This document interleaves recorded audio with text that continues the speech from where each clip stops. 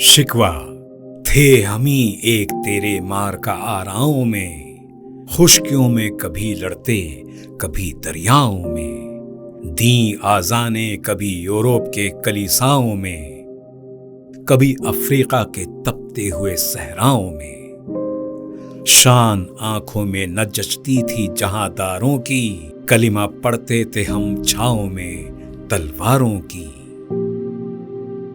शिकवा के बंद नंबर 6 में अल्लामा इकबाल फरमाते हैं कि जब मुसलमानों ने अपने कारनामों का जिक्र किया तो अल्लाह ने फरमाया, तुम जिन जानिसारों का जिक्र कर रहे हो वो तो तुम्हारे असलाफ यानी गुजरे जमाने के जानिसार मुसलमान थे, मगर तुम क्या हो।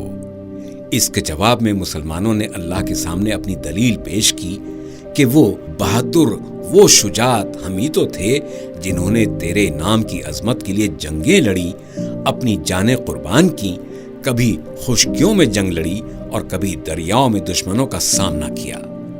हम ही तो हैं जिन्होंने यूरोप के कलीसाओं यानी चर्चों में अजानें दी, अफ्रीका के तपते हुए सहराओं में भी हमने दीन इस्लाम का झंडा बुलंद किया। तेरी अजमत और तेरी शान के आगे हमें दुनिया के बड़े से बड़े बादशाह और शहंशाह की शान हकीर मालूम होती थी, इसीलिए हम तलवार की छांव में भी न डरते थे और तेरा कलमा पढ़ते थे। जवाब शिकवा, हर मुसलमान रगे बातिल के लिए निश्तर था, उसके आईना हस्ती में अमल जौहर था, जो भरोसा था उसे कुव्वते बाजू पर था। है तुम्हें मौत का डर, उसको खुदा का डर था। बाप का इल्म न बेटे को अगर अजबर हो, फिर पिसर काबिले मीरास से पिदर क्यों कर हो।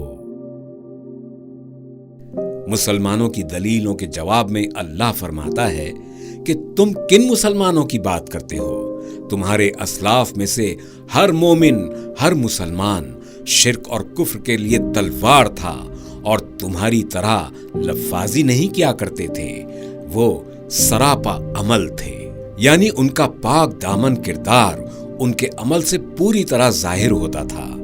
तुम्हारे असलाफ अपनी कुव्वते बाजू पर भरोसा करते थे, उन्हें अपनी मौत का नहीं बल्कि खुदा का डर था।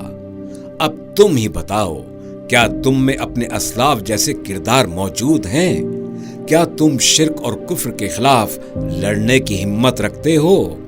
क्या तुम्हारा किरदार तुम्हारे अमल से जाहिर होता है? क्या तुम्हें अल्लाह का डर है? क्या तुम्हें अल्लाह के डर से ज्यादा जिंदगी प्यारी नहीं? और क्या तुम्हें मौत का डर नहीं? अगर तुम में अपने आबाओ अजदाद, अपने असलाफ जैसा किरदार नहीं, तो फिर तुम अल्लाह के उन नेक बंदों, जानिसारों के वारिस कैसे हो सकते हो?